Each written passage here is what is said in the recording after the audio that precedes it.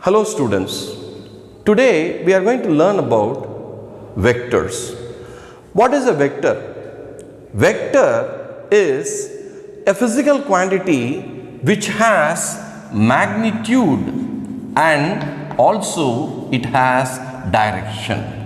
Okay, see, all the physical quantities which has both magnitude and direction, we call it as vector quantity.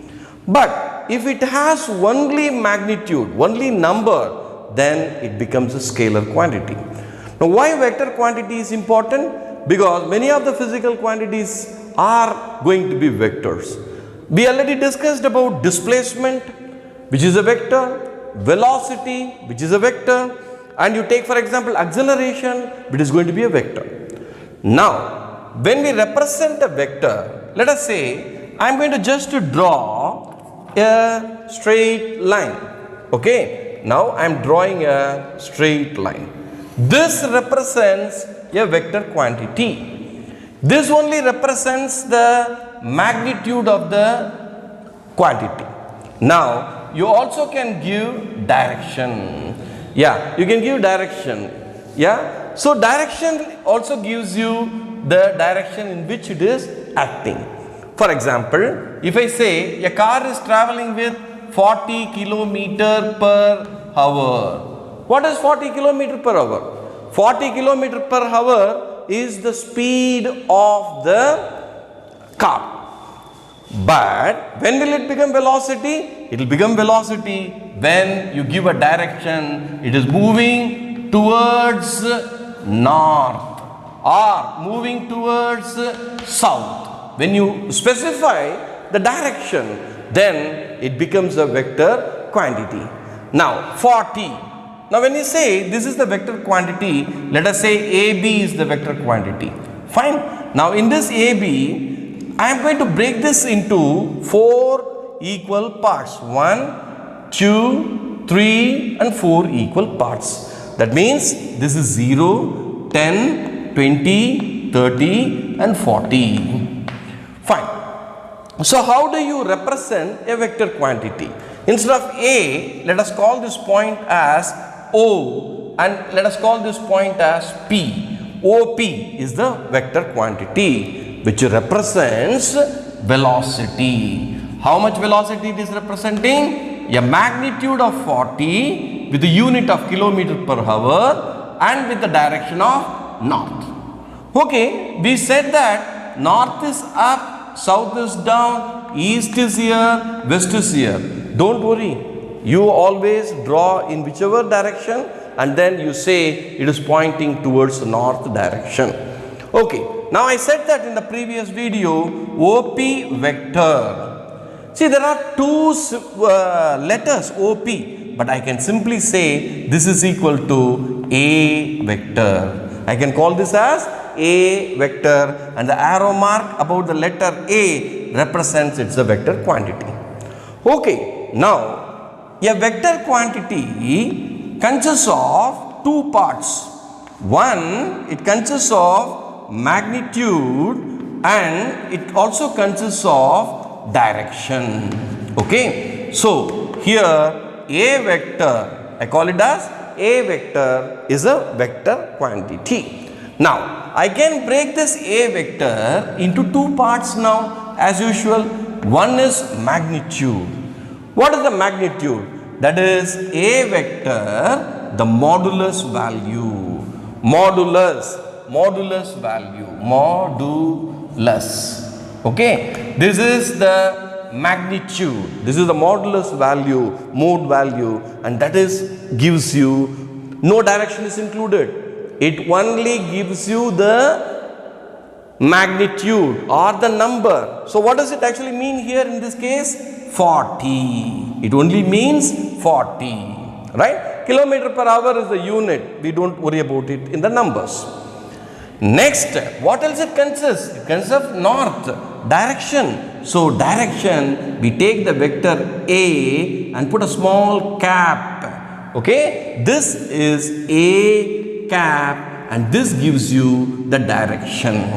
A vector A is made up of two parts.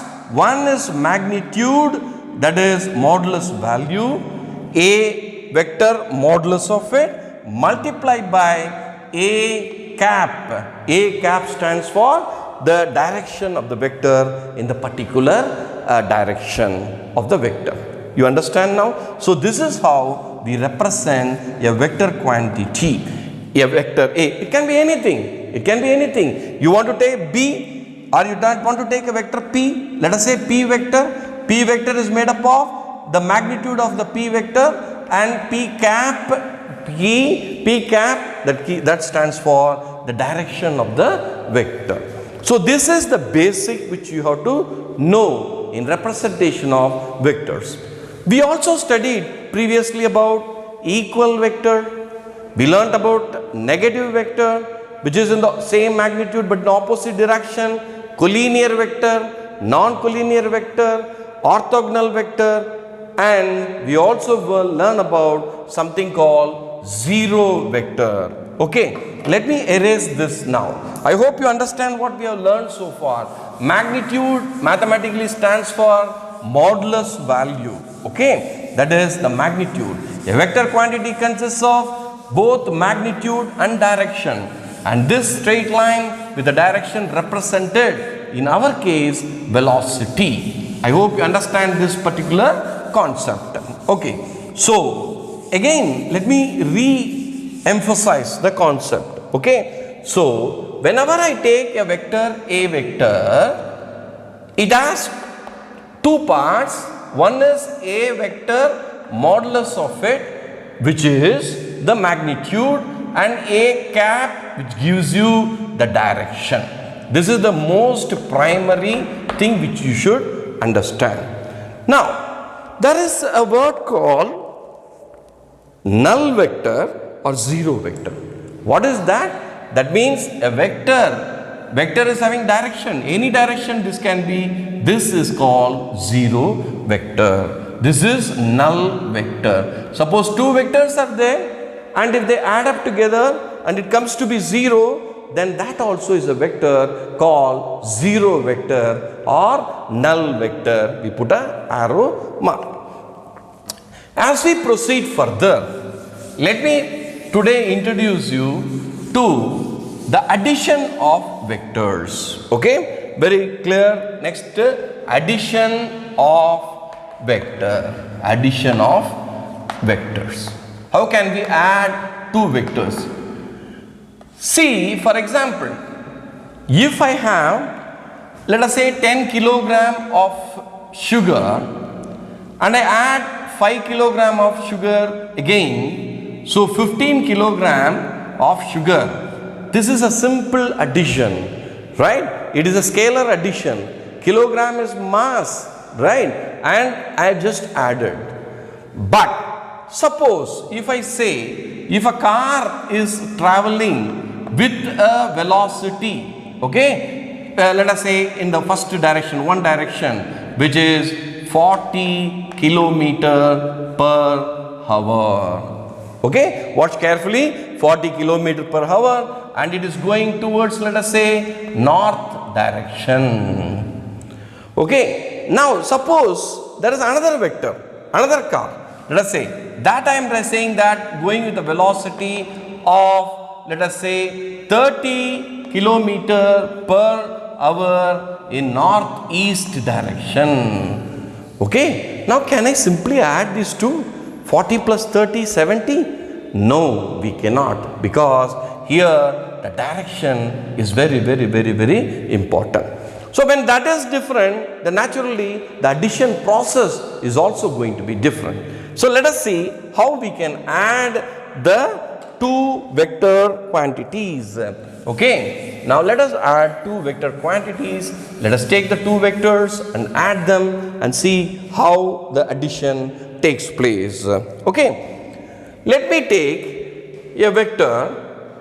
Okay, let me take a vector like this. Let us say this is a vector. After this, we will use only single letter symbol, A vector. And let us say there is another vector, and this is B vector. I want to add A vector with the B vector.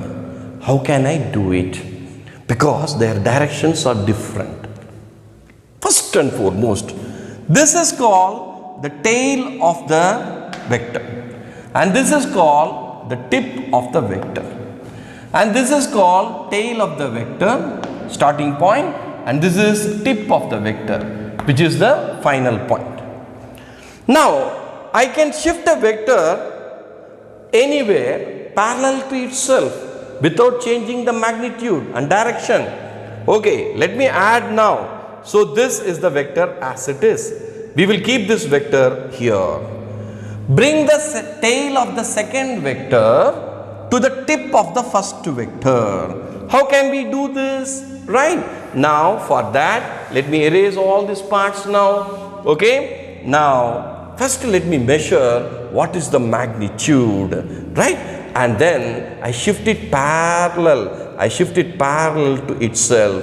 Right. When I shift it parallel to itself and bring the tail of the second one to the tip of the first one, and I put an arrow mark, and this becomes B vector. Remember, I can shift a vector parallel to itself anywhere I want, but with a condition, direction remains same and the length remains same or magnitude remains same. So I have removed this vector, and this method is called tail to tip method. Fine. So this is the starting point, and let us say this is the point. Now we need to add it. Very simple, nothing. What you do, you take the tail of the first vector to the tip of the second vector and join them, right? So let me take a longer scale, fine, and let me join it carefully. Fine. So this is here. So this can come somewhere at this point. Fine. So that is here like this. So let me join it like this. Yes. And this vector starts from here, the tail, and it ends here, tip. Fine. And this vector is C vector. For our understanding, you want to give some symbol A, B, C, D. Let us say P. Let us say this is Q and this is as R. PQ is A vector. QR is B vector. Now when I add these two together, I get PR. That is, PR stands for the resultant. Resultant, that is the total resultant. Resultant means it is not just a mere total, it is also direction is included in this. So by this tail to tip method, we can add, and this is C vector, which can be written as A vector plus B vector. Remember, it is not simply A plus B. It is not A plus B, it is wrong. It is A vector plus B vector, and that gives you C vector. It follows certain rules, and the direction we have to consider. So many points we have to make it in this system. So this is a triangle, okay? This is a triangle way of addition, okay? Triangle method of addition. There is another way of adding it, and that method is called parallelogram, okay? Parallelogram addition, okay? This is triangular and that is parallelogram addition of vectors, right? And how is this done? Very simple, right? In today's video, we will only learn about how to make a parallelogram, right? Let me erase all these things. Fine. Let me erase all these things. Yeah. So I got here two vectors. PQ, which is A vector, QR, which is B vector. Now, what is parallelogram method? In parallelogram method, what I do, I take this vector QR, B vector, I shift it parallel to itself. Tail of the first vector and the tail of the second vector come together. Both the tails come together. Right. Now I am not marking because I am going to check. Now I take this vector PQ and I shift this vector parallel to itself. Okay. Now this is where it is coming. Fine. And I draw like this. So this is now B vector. I have shifted B vector parallel to itself. A vector parallel to itself. A vector. What you see here is a parallelogram. What is it called? Parallelogram. According to parallelogram, law of additions of a vector, the diagonal, okay, where is the diagonal? Let me take the half scale, right, and this is the diagonal, okay, and the diagonal, you see, carefully join the tail to the tip of it, okay, let me use dotted lines, fine, and this gives us the resultant C vector, okay, which is once again A vector plus B vector. Don't you think this is nothing but a triangle? Okay? And this is inverted way, another triangle. What we have done? We have added A vector plus B vector, A vector plus B vector, which is equal to C vector. In this case, what we did? Here, B vector plus A vector. We have done B vector plus A vector, and that is also equal to C. So what is this? This is commutative property. 1 plus 2 is equal to 2 plus 1. So that holds good in vectors also. And this method is called parallelogram law of vector addition. This is very important concept, quite interesting also. In the next video, we will study about how to use parallelogram law of vectors and find the resultant value.